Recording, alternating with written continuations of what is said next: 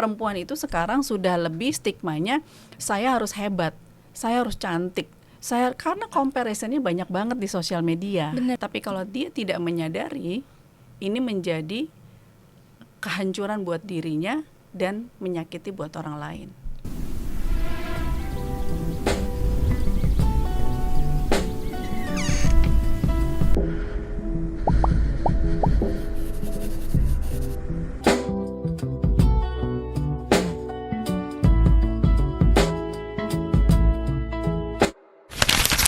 Halo semuanya, selamat datang di podcast FYP.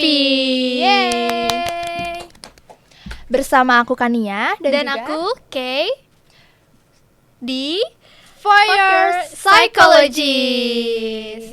Oke, di podcast kali ini kita akan mengajak kalian untuk mempertanyakan gitu bagaimana norma dan pandangan yang selama ini dianggap wajar dalam masyarakat, tapi ternyata bisa memiliki dampak yang besar gitu untuk mempengaruhi kita dari cara berperilaku, berpikir dan juga mempengaruhi orang lain. Betul, dan di episode kali ini kita akan membahas topik yang cukup dekat dengan kehidupan sehari-hari nih, tetapi sering kali masih dianggap tabu untuk dibicarakan di masyarakat, yaitu tentang norma gender dan bagaimana masyarakat ini merespons korban kekerasan dalam hubungan. Nah, seringkali ya kayak kita mendengar nih kasus-kasus kekerasan di media sosial Betul. mungkin, atau mungkin public figure yang mengalami hal tersebut. Nah, pastinya perhatian kita tuh seringkali tertuju gitu pada si korban dan pelaku. Tapi tanpa disadari juga lingkungan sekitar gitu memiliki dampak yang sangat besar untuk menentukan gitu apakah si korban ini merasa terlindungi atau mungkin dia terisolasi. Benar sekali. Nah, untuk membantu kita memahami isu ini dari sudut pandang psikologi, hari ini telah hadir bersama kita Ibu Mela Noviani yang saat ini mendalami bidang psikologi klinis dengan fokus pada trauma dan pemulihan emosi, psikologi hubungan dan rumah tangga, serta psikologi positif dan pengembangan diri. Halo Bu Mela, terima kasih sudah hadir hari ini di sini. Terima kasih juga sudah diundang, luar biasa kalian Gen Z ya. Iya.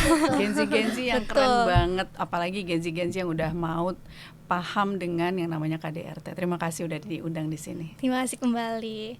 Sebelum kita masuk ke topik utama ya Ibu, boleh diceritakan sedikit mengenai latar belakang Ibu dan juga bidang yang sedang Ibu tekuni saat ini. Oke. Kalau bicara latar belakang, pastinya kita bicara psikologi ya, psikologi manusia. Artinya kalau kita pernah merasa di dalam suatu posisi di mana kita ini pernah mengalami hal-hal yang tidak nyaman gitu. Jadi dari latar belakang itulah saya tidak mengalami hal-hal yang tidak nyaman, artinya saya mau mempelajari tentang mengapa semua ini terjadi di dalam dunia ini gitu ya. Kalau spiritual kita udah mendapatkannya dari masing-masing rumah agama kita, rumah Tuhan kita gitu ya. Dari masjid atau gereja atau apapun itu, tapi psikologi itu kita harus mendapatkannya juga dari ilmu. Maka saya sekarang lagi fokus di psikologi pemulihan, pengembangan diri dan juga pemulihan luka dan emosional atau trauma-trauma masa kecil atau masa lalu. Dan di bawah naungan sebuah yayasan namanya Mindset Perempuan Indonesia. Jangan lupa di follow ya. Mindset Perempuan Indonesia. Harus kita follow. Jangan lupa yang nonton juga follow ya. Jadi bagaimana kita memahami bahwa KDRT itu sumbernya dari mana? Ternyata sumbernya itu dari luka emosional dan trauma masa kecil yang belum dipulihkan. Gitu. Tapi kalau misalnya kita membahas tentang psikologi, kita mau nanya nih, apa yang membuat Bu Mela ini tertarik mendalami bidang psikologi sampai sejauh ini, khususnya yang berkaitan dengan hubungan interpersonal, keluarga, atau bahkan pemulihan emosi? Karena terlalu banyak kasus-kasus yang kita lihat pastinya ya, dan yang terekspos itu yang kita lihat. Bagaimana dengan yang tidak terekspos, gitu betul, ya. Jadi masa kecil saya adalah masa kecil yang tadi saya bilang, saya tidak nyaman dengan kehidupan saya tidak menemukan kedamaian, dan bagaimana keinginan-keinginan yang seharusnya kita sebagai manusia butuhkan gitu ya. Jadi kita sangat banyak melihat kasus-kasus di dalam rumah tangga kita sendiri. Artinya pada saat kita usia remaja yang kita lihat adalah rumah. Yang pertama itu kita lihat rumah pastinya ya. Tidak ada satu orang pun yang tidak punya luka emosional. Luka emosional itu sudah ada sejak kita 9 bulan di rahim ibu kita. 9 bulan di rahim ibu kita, apa yang terjadi terhadap orang tua kita nggak tahu. Apa yang terjadi dengan lingkungan kita pun tidak tahu. Nah, setelah kita dilahirkan di dunia ini, fase perkembangan manusia 0 sampai 9 bulan, kemudian lahir 1 sampai 1 tahun, kemudian 1 sampai 3 tahun, 3 sampai 6 tahun, 6 sampai 18 tahun, 18 sampai 40 tahun, itu adalah fase-fase perkembangan di mana semuanya butuh treatment yang berbeda. Jadi setelah kita dilahirkan, kita membutuhkan, apakah kita masih bayi nih ya, terus kita di dalam dunia ini berkata-kata di dalam roh kita, saya ini aman gak di dalam dunia ini? Yang membuat saya aman adalah orang tua. Sementara kalau kita di kota besar, orang tua kita sibuk, terus juga belum lagi ritme rumah yang sangat aktivitasnya tinggi, kemudian pulang orang tua berantem dan lain-lain. Kita nggak ngerti pada saat kita usia 1 tahun, 2 tahun, 3 tahun, nggak ngerti. Tapi kita punya yang namanya otak. Otak kita itu tugasnya adalah merekam dan menyimpannya di bawah alam bawah sadar kita. Nah, pada saat kita di masa dewasa, perilaku-perilaku yang timbul itu berdasarkan alam bawah sadar kita. Gitu. Jadi, akhirnya saya pun pernah mengalami yang namanya goncangan dan mungkin kehancuran. Pada saat itu merasanya seperti kehancuran ya. Sampai percobaan bunuh diri sudah gitu. Sampai akhirnya saya dalam posisi turning point di mana saya menyadari, ada apa dengan saya? Ada apa dengan lingkungan saya? Ada apa dengan rumah saya? Ada apa dengan dunia ini? Nah, jadi manusia itu punya 2 keadaan di mana dia pada saat dia dalam luka dan trauma yang sangat dalam, dia bisa konstruktif atau destruktif. Kalau dia konstruktif, dia akan menyadari dan dia akan menyembuhkan luka itu. Kemudian dia memberikan inspirasi kepada orang lain. Tapi kalau dia tidak menyadari, ini menjadi kehancuran buat dirinya dan menyakiti buat orang lain.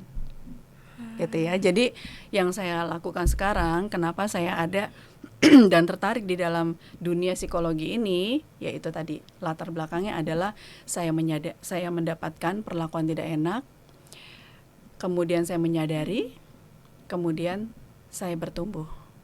Gitu. Jadi dari kita menyadari karena posisinya nggak nyaman nih, ya kan, nggak nyaman, udah sampai percobaan bunuh diri, stres, galau, mungkin Gen Z juga sekarang, aduh gue nggak kuat, gue udah mau bunuh diri, gitu kan, nggak sanggup gue, gitu kan. Nah, tapi kita harus menyadari, saya ini kenapa, gitu. Nah, itulah yang saya merasa bahwa dunia psikologi ini kita harus edukasi kepada halayak masyarakat, gitu ya, karena psikologi itu nggak dapat di SD, SMP, SMA kita, ya kan? Kita dapatnya secara akademisi yang khusus akademik.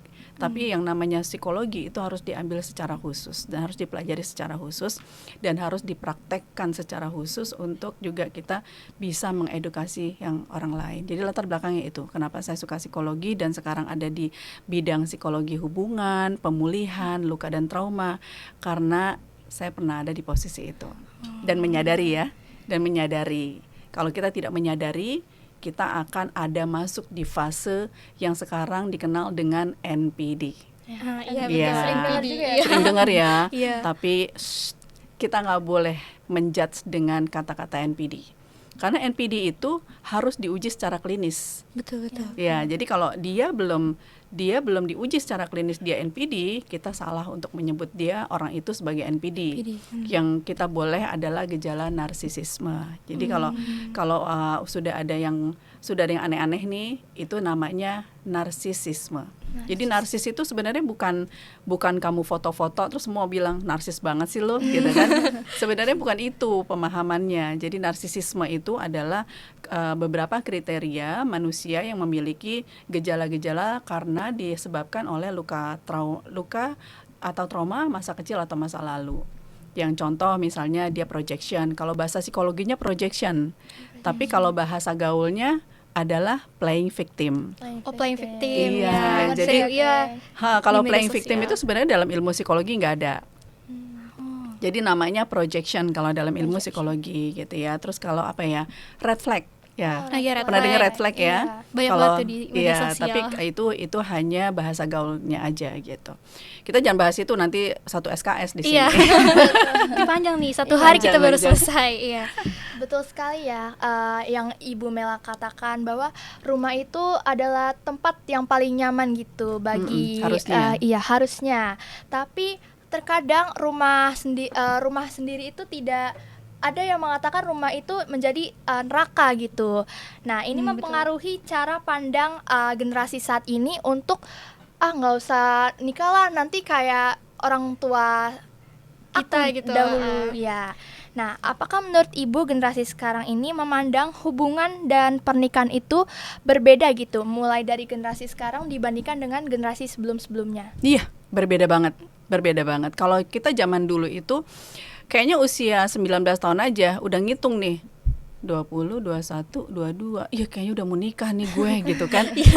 Ya bentar lagi gue nikah nih gitu. Cepet-cepet main sama teman. Pokoknya kita ngabisin waktu kita sama teman karena kita udah tahu patokan kita tuh dua-dua aja kayak udah harus nikah gitu. Betul. Nah, tapi banyak akhirnya di usia 22 tahun menikah pun banyak yang akhirnya mereka juga nggak harmonis juga gitu. Pernikahan yang bukan dengan hubungan yang sehat gitu ya. Itu zaman dulu sudah ada gitu, tapi apalagi sekarang gitu kan. Seharusnya kalau sekarang udah dua-dua nikah, dan sekarang dunia ini sudah sangat berkembang kan gitu, demandingnya tinggi gitu kan. Apalagi kalian ngelihat sosial media, jadi biasanya laki-laki pasti mikirnya kalau istri saya seperti ini, begitu lihat sosial media, harusnya gue dapat yang begini nih gitu. Jadi lebih banyak terbuka kan gitu. Jadi perempuan itu sekarang sudah lebih stigmanya, saya harus hebat, saya harus cantik,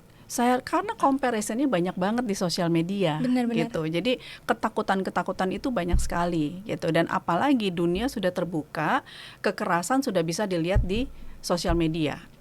Orang tua berantem, maksudnya orang tua di luar berantem, pembunuhan atau apapun itu sudah terlihat di sosial media. Sementara kita sendiri melihat yang di rumah aja kita takut. Betul. Apalagi melihat di sosial media gitu ya. Jadi ada kemungkinan bahwa Gen Z sekarang ketakutan karena ya banyaknya di dalam sosial media yang sudah sangat terbuka, bisa dilihat siapapun.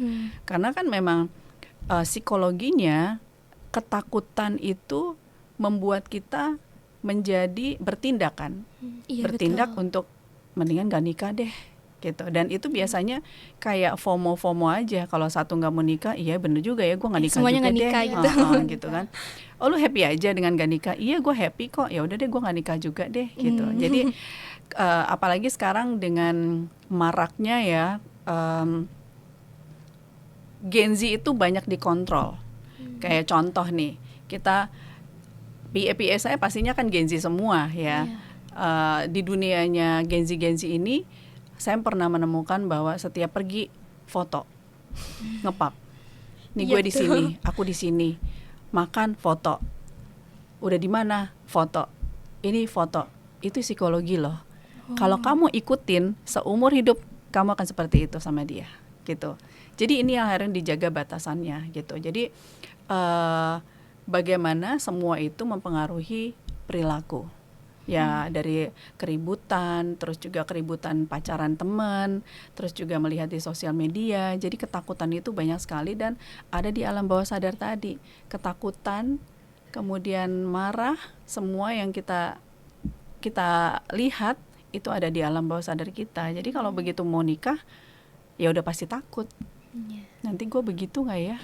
Iya gitu. betul. Karena melihat dari orang lain juga seperti itu, mungkin dari orang tuanya juga. Nah, kalau berbicara tentang hubungan yang sehat nih, menurut Ibu Mela, apakah apa saja hal yang sebenarnya perlu disiapkan untuk seseorang sebelum memasuki hubungan yang serius atau memasuki sebuah pernikahan? Karena kan sebagai kita Gen Z nih, kita kan ya mungkin sebagian Gen Z ada yang di bucket listnya itu nggak ada yang menikah gitu. Tapi kan kita juga perlu tahu apa aja yang perlu disiapkan untuk melalui jenjang yang hubungan yang lebih serius gitu. Good question. Pertanyaannya bagus banget, bagus banget. Ini pertanyaan kalau aku bertanya balik ya. Kalau kamu menikah, yang kamu pikirin apa? Pertama. Apa ya? Mungkin kayak komitmennya ini benerin diri sendiri dulu mungkin. Betul. Kamu? Kalau aku menikah karena mungkin komitmen ya. Komitmen ya. Oke. Betulin diri sendiri tuh gimana? Jadi kayak kalau misalnya kita belum selesai sama diri sendiri, gimana kita bisa memahami orang lain gitu. Kalau misalnya pernikahan ini kan dijalani sama 2 orang, bukan hanya 1 orang doang kan. Jadi dua-duanya ini juga harus istilahnya berkontribusi lah dalam hubungan itu. Jadi nggak cuma 1 orang doang. Jadi kalau misalnya kita mau memahami orang lain, mungkin kita harus bukan membenari ya, kayak berdamai dengan diri kita sendiri gitu. Kapan-kapan podcast tempat saya ya. Udah keren nih gitu ya. Kalau di luar sana, kebanyakan apa yang kamu pikirkan pada saat kamu mau menikah? Bridalnya pakai baju siapa? Tempatnya di mana? Cateringnya apa? Terus apa lagi? Semua undangannya nanti warna apa ya? Keren banget gitu kan, kayak udah mau masuk dalam suatu paradise gitu. Tapi sebenarnya yang tadi Kay sebutkan itu benar. Jadi bagaimana kita memperbaiki kita dulu. Kalian tahu nggak bahwa pernikahan itu bukan untuk mencari kebahagiaan, Betul. tapi untuk 2 luka emosional yang bersatu. Jadi pernikahan itu tempat berkumpulnya luka emosional dan trauma masa kecil. Jadi setiap orang itu punya luka emosional dan trauma masa kecil. Tidak ada satupun yang tidak pernah. Semua orang, jadi termasuk aku sendiri ya, walaupun kita psikolog, kita punya luka emosional yang tidak bisa sembuh. Luka emosional itu sama trauma tuh nggak bisa sembuh, hanya bisa pulih. Karena kenapa? Sampai seumur hidup kita, tiba-tiba kita masih bisa ingat. Karena itu ada di alam bawah sadar. Kita bisa mimpi, karena itu ada di alam bawah sadar kita. Kadang-kadang kan, kok saya mimpi mantan saya ya, gitu kan? Karena itu alam bawah sadar. Kita nggak ngingetin, nggak kepengen inget, tapi tiba-tiba kita bermimpi, gitu. Nah itu ada di alam bawah sadar. Jadi pernikahan itu adalah bersatunya 2 manusia yang memiliki 2 luka emosional dan 2 trauma. Jadi kalau ini menikah, kita harus bertumbuh bersama-sama. Tapi mau nggak? Kalau kita bicara ego, gue nggak apa-apa kok, gue keren, gue bagus, gue hebat. Tapi kalau kita sebelum menikah, kita harus bicara dulu. Luka emosional kamu apa? Ini luka emosional saya. Trauma ke masa kecil kamu apa? Trauma masa lalu kamu apa? Ini trauma dan luka emosional, trauma masa kecil saya. Tipe kepribadian kamu apa? Ini tipe kepribadian saya. Bahasa kasih kamu apa? Ini bahasa kasih saya. Keinginan kamu apa? Ini keinginan saya. Nah, ini bisa nggak kita satukan? Seharusnya menyatukan ini bukan cuma kalian berdua. Kalau menyatukan ini kalian berdua saja, itu bisa ribut. Perang dunia, ya udah putus. Tapi harus ada di satu tempat, di satu wadah yang bisa memberikan namanya bimbingan pernikah. Nah, bimbingan pernikah itu harus memang orang yang tepat. Contoh dari psikolog ya. Kalau zaman dulu psikolog itu kamu datang untuk menyembuhkan penyakit jiwa. Iya, betul. Tapi bergeser ke sini tahun 1980, psikolog itu bukan untuk menyembuhkan penyakit jiwa, tapi untuk memberikan good mental health supaya orang tersebut punya well-being, kehidupan yang lebih berkualitas, kehidupan yang lebih baik. Jadi kita bukan bicara lagi psikologi yang untuk penyembuhan penyakit jiwa, tapi psikolog itu untuk mengatasi stres, depresi supaya kita mendapatkan good mental health gitu ya. Jadi harusnya datang ke tempat yang tepat untuk berbicara kepada orang yang tepat tentang bagaimana kita membereskan luka emosional kita, luka trauma kita, masa kecil dan masa lalu. Dan juga bagaimana kamu tahu sebenarnya kita siapa dan kamu siapa gitu. Find yourself first and find others gitu. Jadi kita ada namanya Mindset Perempuan Indonesia, itu ada grup dukungan. Bagaimana grup dukungan ini akan memberikan solusi untuk kita mengenal diri kita terlebih dahulu. Kalau kita tidak mengenal diri kita nggak akan mengenal orang lain. Betul. Kenapa? Karena pasti begitu saya ketemu sama Kay, jalan seminggu, sebulan, saya pasti banyak judgement sama dia. Gue nggak suka sama Kay. Kay itu orangnya kalau gini-gini aja, maunya ini loh. Terus orangnya ketakutan dulu, terus begini. Berarti saya nggak kenal dia kan? Iya. Nah, kalau saya tahu, memahami psikologi manusia itu seperti apa, saya tahu, saya punya luka emosional. Jadi kalau ada ini saya takut. Terus kalau saya mau begini saya malu gitu ya. Oh, saya harus beresin dulu. Pada saya selesai, saya beres. Begitu dia takut, oke, aku tahu caranya gimana, Kay. Oke, gini, Kay. Nah, jadi kalau kita mengerti diri kita bisa mengerti orang lain. Kita memahami diri kita bisa memahami orang lain. Jadi ada 4M, modal untuk kita memiliki relasi atau pernikahan yang sehat. 4M aja, mahal ya? Iya. Mahal banget ya? 4M itu memahami yang pertama. Kedua, menghormati. Ketiga, menerima. Dan keempat, akhirnya menghargai.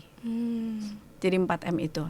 Kalau kita tidak bisa mendapatkan poin pertama yang memahami, kita nggak akan bisa mendapatkan 3 poin yang di belakangnya. Betul. Tapi untuk memahami itu, jangan langsung memahami orang lain.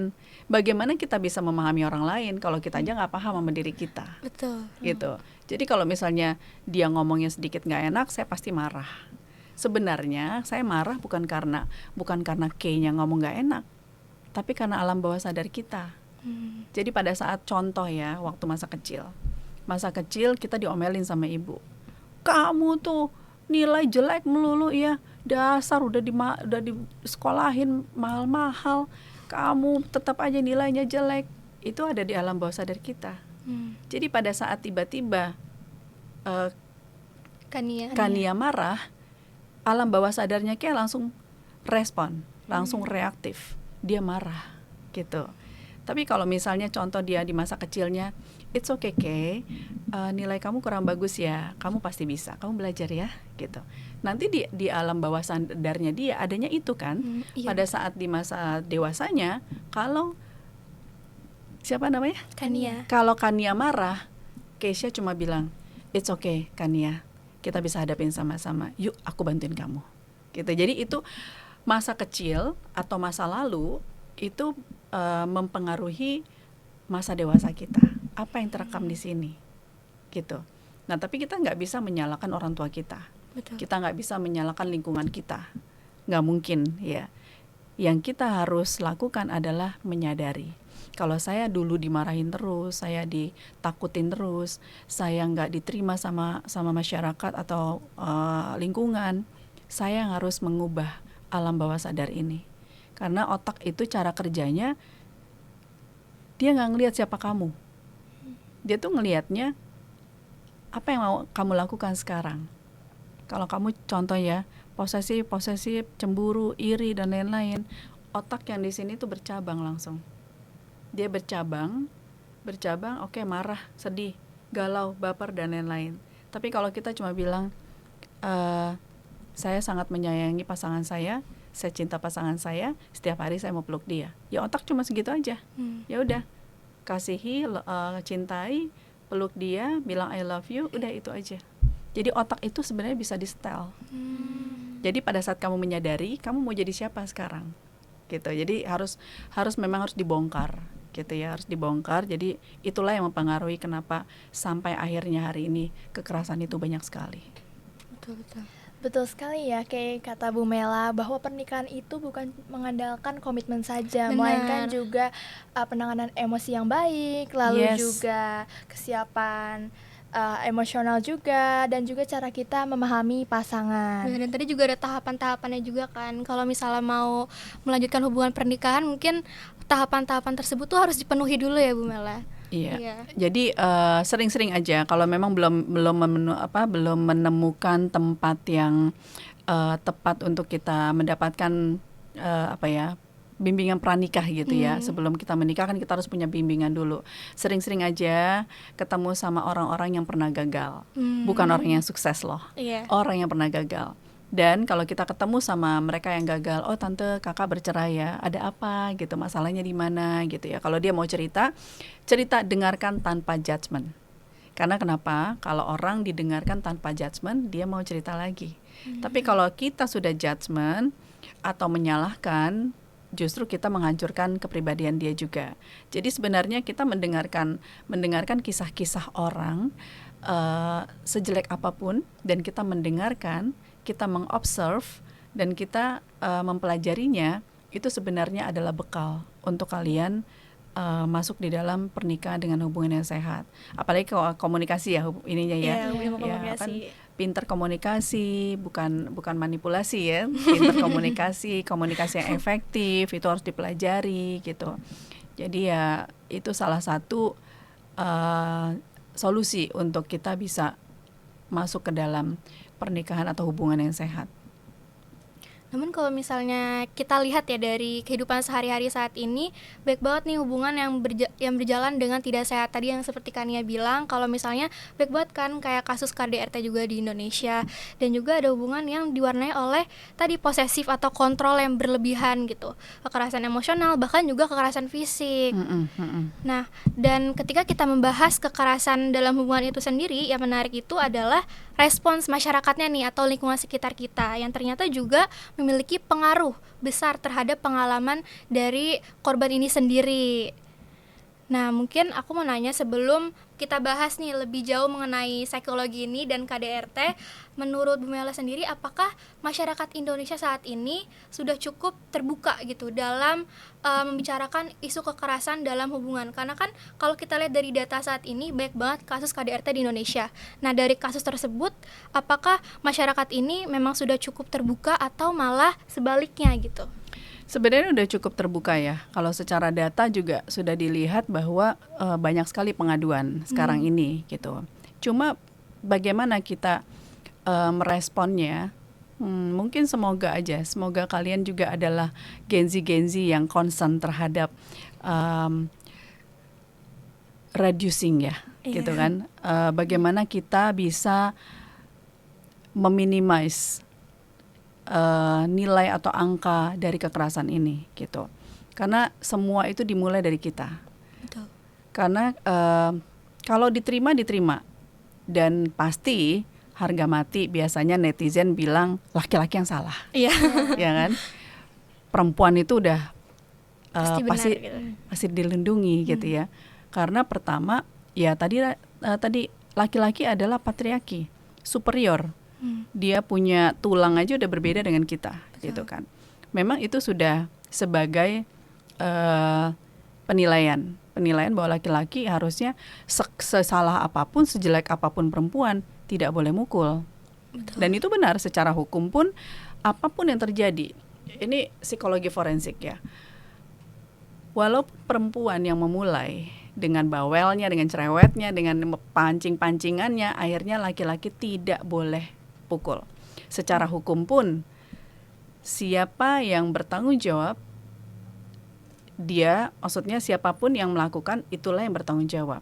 Jadi tetap pelaku yang harus yang bertanggung jawab. Betul. Padahal sebenarnya pelaku itu adalah korban. Kenapa bisa kayak gitu Bu Mela? Oke. Ini menariknya ya. Jadi sebenarnya yang pelaku ini adalah korban dari masa lalunya. Korban dari masa kecilnya. Makanya tadi saya jelaskan, kenapa saya menjelaskan sepanjang itu supaya ada pemahaman ya. Iya. Sebenarnya yang pelaku ini adalah korban masa lalunya dan masa kecilnya. Gitu. Baik itu laki-laki, baik itu perempuan. Nah, jadi yang tadi kita balik lagi. Masa kecilnya. Contoh, kita boleh buka kasus yang baru-baru viral. Iya. contoh yang habis mukanya babak belur. Ternyata ternyata pelakunya ini adalah anak yang sangat disayang, anak yang sangat dimanjakan.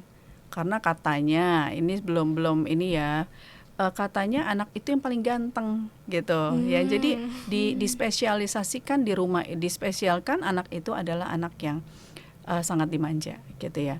Jadi dia tidak bisa memproses emosinya, semua dia dapat. Sampai akhirnya dia mau makan, nggak ada makanan, bapaknya dipukul pakai kayu gitu kan. Kita melihat kasus ini bahwa parenting yang terbaik, yang benar adalah tidak boleh terlalu keras, tidak boleh terlalu lembut, dimanjakan. Jadi harus di tengah-tengah, artinya apa? Ada batasan. Nah, anak yang dikerasin, dia bisa menjadi pelaku kekerasan KDRT. Anak yang terlalu dimanja, dia pun bisa menjadi pelaku KDRT. Atau orang tua yang baik-baik saja, tapi lingkungannya yang tidak baik-baik saja, mungkin dia di sekolahnya ikut tawuran atau apapun, itu semua tersimpan di alam bawah sadarnya. Jadi pada saat dia dewasa, sebenarnya dia tidak, pelaku ini tidak punya niat untuk menyakiti. Tapi karena tadi ya, kita pahami dulu, ada alam bawah sadar. Jadi pada saat dia marah ada trigger, jadi ke-trigger ya. Pada saat dia ke-trigger, alam bawah sadarnya bangun gitu.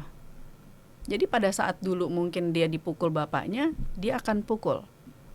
Pada saat dia selalu diberi sama orang tuanya, tiba-tiba sama pacarnya, kamu nggak nurut sama dia marah gitu. Ya ini psikologi gitu ya. Jadi manipulasi itu berasal dari luka emosional dan trauma masa lalu.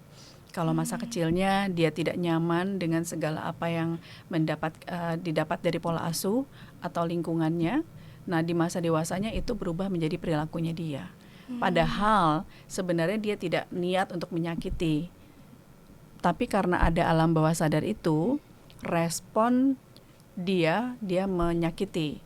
Jadi kan gini ya, kalau respon itu reaktif ya, namanya reaktif itu, secara psikologi, pada saat kita marah, pada saat kita emosi, badan ini terlebih dahulu bereaksi. Bener ya, kalau kalian marah, reaksinya apa? Gemeteran, Iya, betul. keringat dingin, kepala semutan, ya, Nangis gitu. nangis. Nah, pada saat badan kita respon, otak kita tidak bisa memahami dan tidak bisa merespon. Jadi apa yang harus dilakukan? Menyadari. Bagaimana menyadarinya?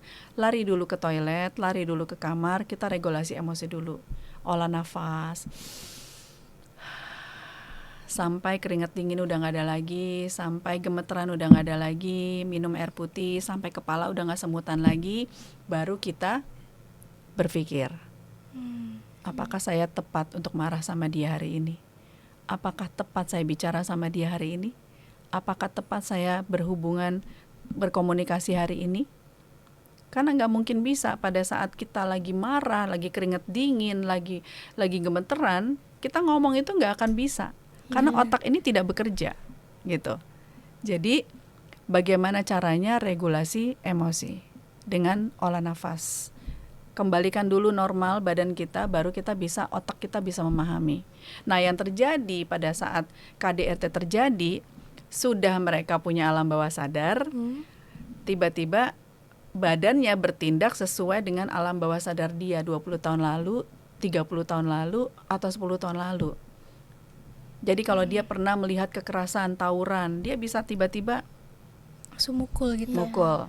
Mungkin dia alam bawah sadarnya pernah dipukul orang tuanya, tiba-tiba dia mukul. Mungkin dia pernah dibully sama teman-temannya di sekolah, digebukin, dia mukul. Nah, jadi alam bawah sadarnya dulu yang merespon badannya untuk dia bertindak. Bahayanya kalau perempuannya digituin terus dia kompromi. Mungkin kemarin dia lagi capek. Iya gitu. Iya, mungkin dia lagi stres kali ya. Ya udahlah, gua maafin. Balik lagi. Ya kan? Balik lagi. Pada saat dia tahu, oh, si Kania ini kalau saya pukul, dia balik lagi kok sama saya. Nah, itu akan berakumulasi. Jadi apa yang harus dilakukan Gen Z kalau mereka sudah mukul, stop. Kalau perlu putus dulu. Putus, mohon maaf, kamu selesaikan dulu urusan kamu sama diri kamu. Beresin dulu. Karena kalau satu kali dia melakukan kekerasan, dia akan menjadi pola yang berulang. Gitu ya. Jadi kira-kira paham ya bahwa yang terjadi pada saat mereka melakukan kekerasan karena ada luka emosional dan trauma masa lalunya. Baik, betul sekali ya kata Bu Mela. Betul. Apalagi kan KDRT di Indonesia ini cukup marak ya. Apalagi public figure kan juga sering mengalami. Nah, mengapa dari banyaknya kasus-kasus korban ini, si korban itu harus speak up dulu baru dibela sama masyarakat? Kan sudah tahu bahwa, sudah jelas bahwa dia itu jadi korban gitu terhadap kasus kekerasan. Mengapa dia harus speak up dulu, harus memberi pembuktian dulu baru mendapatkan empati dan kepedulian gitu dari masyarakat? Secara hukum atau secara sosial? Secara sosial. Secara sosial. Karena kan memang itu harus dibuktikan. Yang namanya kekerasan fisik itu kan harus dibuktikan. Apalagi kekerasan psikis. Ya, kekerasan psikis itu kan memang nggak terlihat ya. Dan kekerasan fisik itu semua berawal dari kekerasan psikis. Nah, itu memang harus dibuktikan, karena kalau nggak dibuktikan berarti kamu cuma rekayasa aja gitu. Nah, artinya kenapa? Kalau saya dari dulu sudah menyarankan kalian kalau pacaran, apapun yang terjadi sama kalian, capture dulu. Entah itu dalam WhatsApp, entah itu dalam foto, entah itu dalam apapun gitu ya. Itu harus di-capture dulu. Di-capture karena kita nggak pernah tahu apa yang terjadi di depan.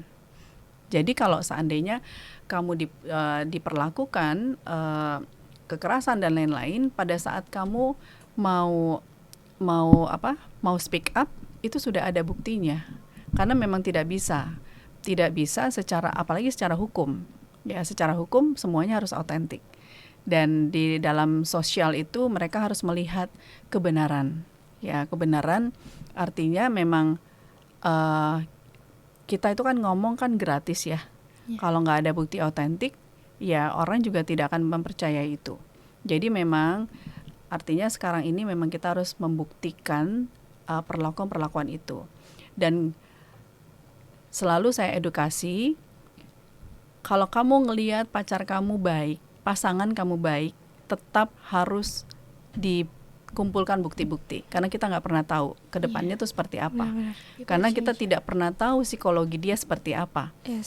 People change, benar, people change. Dan yang harus dipahami adalah semua manusia itu punya luka emosional dan trauma. Kalau hari ini dia love bombing atau baik-baik saja, mungkin itu karena dia sedang memanipulasi. Tapi kalau tidak, alhamdulillah. Tapi kalau dia manipulasi, suatu hari dia melakukan kekerasan atau apapun itu, kamu sudah punya bukti. Jadi semua jangan dihapus. Jadi begitu kamu memulai pacaran atau memulai hubungan, ya semua itu harus ada bukti autentiknya, supaya memang secara hukum pun harus ada bukti autentik gitu. Kalau misalnya, tapi kan banyak banget di media sosial ini, kayak misal ada orang yang speak up tentang kasus KDRT gitu, terus kayak di komen-komennya tuh bohong kali ini, hoax buat nutupin kasus apa gitu. Tapi apakah korban ini benar-benar harus terlihat cukup menderita dulu sebelum ditolongin atau diberikan empati oleh masyarakat gitu? Enggak juga ya. Sebenarnya kira-kira pertanyaannya bagaimana? Apakah korban ini harus terlihat cukup menderita dulu sebelum ditolongin oleh masyarakat? Kalau misalnya dari kita lihat postingan-postingan tentang KDRT gitu, apalagi oleh public figure, pasti kan banyak banget komentar-komentarnya tuh kayak, apa sih nih hoax nih, penutupin kasus apa nih gitu. Apakah harus terlihat cukup menderita dulu sebelum dipercayai gitu oleh orang lain? Oke, pada netizen maksudnya? Iya, pada netizen. Pertanyaannya, apakah netizen harus tahu bahwa kasus kita? Maksudnya apakah netizen perlu tahu dengan keadaan kita? Yang perlu tahu itu kan sebenarnya cuma hukum. Ya kan? Pembelaan diri kita itu bukan di netizen. Pembelaan diri kita kalau kita dalam kekerasan itu adalah hukum. hukum yang berjalan gitu. Dan yang perlu diketahui, kalau kita dalam posisi kekerasan harus dilaporkan langsung karena itu pidana. Tapi kalau kamu hanya mengumpulkan bukti-bukti, kemudian melaporkannya nanti kalau udah putus, itu nggak akan dilakukan yang namanya pidana. Itu perdata. Gitu. Jadi artinya kalau perdata, ya udah, yang penting kamu baik-baik aja ya. Ya udah, dibuat berita acara, udah. Sekarang bikin perjanjian, udah putus aja mendingan gitu. Tapi kalau kamu dalam posisi kamu di KDRT dan kamu masuk ke kantor polisi laporan, itu pidana dan orang itu bisa ditangkap gitu, bahkan bisa masuk penjara dan ada hukumannya. Kekerasan psikis saja bisa masuk penjara 3 tahun gitu. Nah jadi sebenarnya kita jangan berbicara kepada sosialnya ya. Perlindungan diri kita itu ada dalam hukum. Kalau sosialnya netizen mau ngomong apapun tidak bisa membantu kita. Benar. Jadi kita nggak perlu pembuktian kepada netizen atau orang banyak. Pembuktian kita adalah kepada hukum. Karena yang bisa melindungi kita dari kekerasan itu adalah hukum gitu. Berarti kalau misalnya mendapati korban KDRT gitu, mendingan langsung ke hukum aja gitu ya daripada Betul, langsung ke ranah netizen. hukum dan harus dilaporkan 1 kali 24 jam. Jadi harus begitu kita diperlakukan kekerasan harus lapor. Oke, mungkin terima kasih banyak Bu Mela. Menarik sekali nih tadi penjelasannya ya. Kalau bisa kita melihat bahwa respons dari masyarakat ini juga sebenarnya nggak terlalu memengaruhi gitu ya. Karena kan juga korban dari KDRT ini juga harus menempuh jalur hukumnya dulu untuk Betul. Untuk apa? Oh, netizen kalau ngomong secara sosial itu hoax, itu bohong. Kita nggak perlu peduli mereka karena benar-benar. ini kan secara sosialnya ya kita harus menerima apa yang terjadi di dalam sosial kita gitu. Tapi kalau kita bicara kekerasan, yang melindungi kita adalah hukum. Jadi ya nggak apa-apa mereka bicara apapun, nggak ada buktinya atau apapun.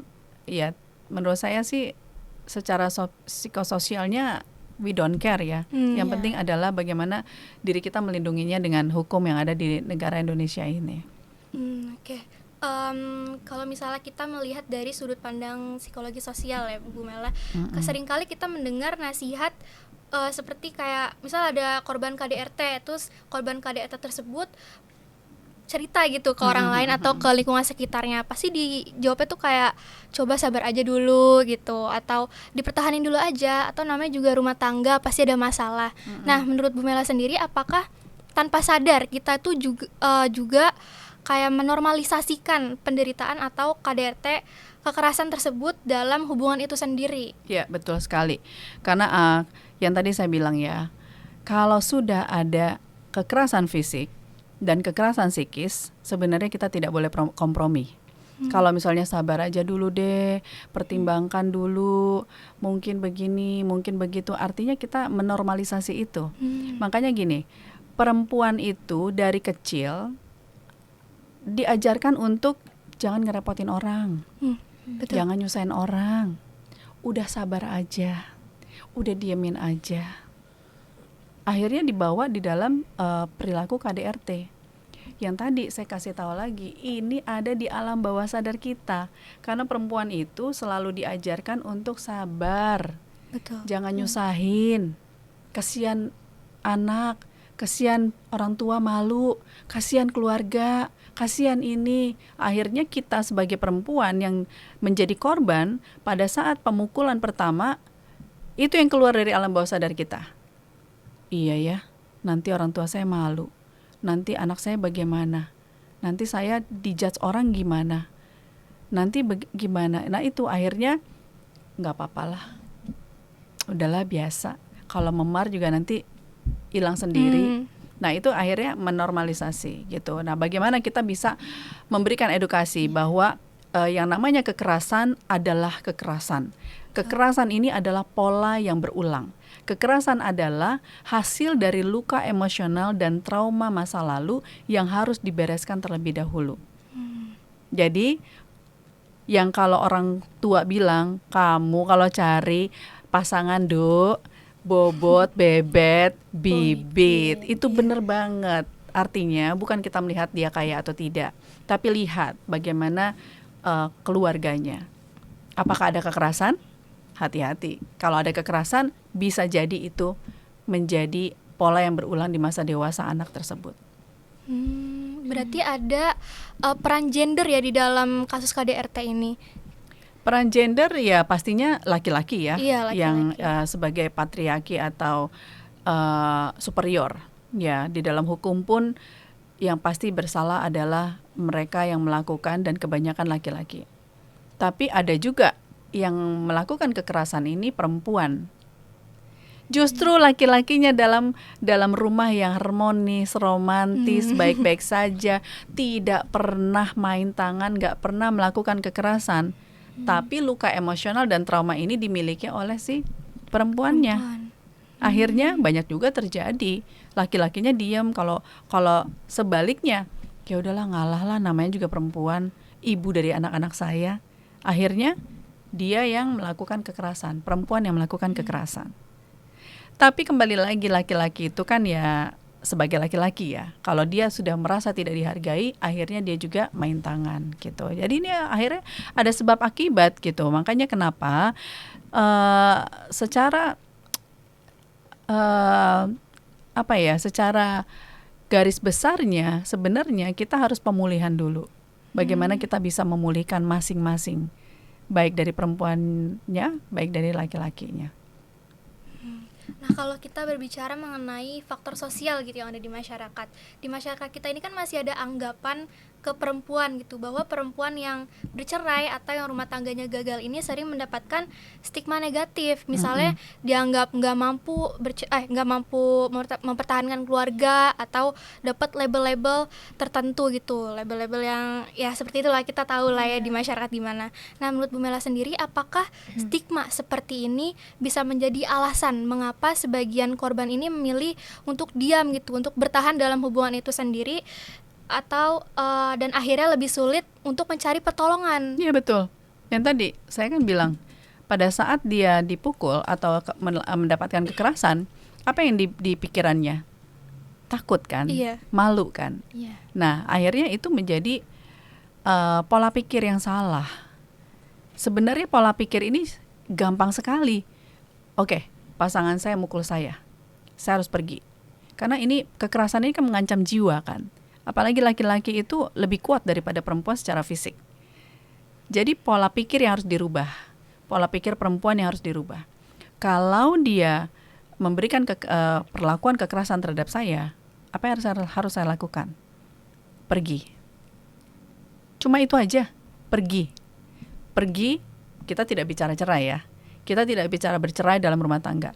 Yang penting pergi dulu. Pergi dulu, pisah dulu. Setelah itu baru kita komunikasi. Mau nggak kamu, mohon maaf kalau mau bicara kasar, berobat dulu yuk gitu. Berobat dulu yuk. Berobat kemana? Ke psikolog dulu gitu. Aku nggak mau ketemu kamu dulu, kita berobat dulu deh. Kita ke psikolog dulu. Ke psikolog beresin dulu gitu. Kalau perlu lapor dulu ke polisi. Karena melapor polisi nggak harus masuk penjara kok. Ya kan? Lapor dulu. Setelah lapor polisi, bikin surat pernyataan.